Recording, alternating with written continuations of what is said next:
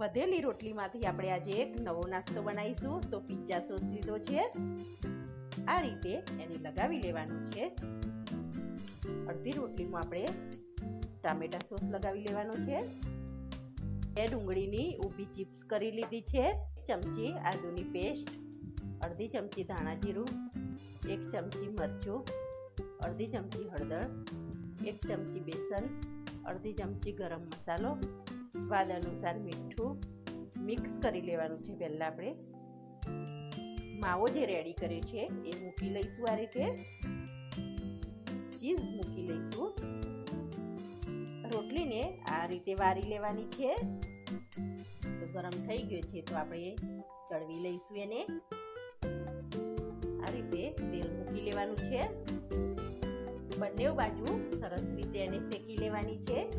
ફક્ત 5 જ મિનિટમાં રેડી થઈ જાય છે. તો આપણો રોટલીમાંથી 5 મિનિટમાં નવો નાસ્તો આપણો રેડી થઈ ગયો છે.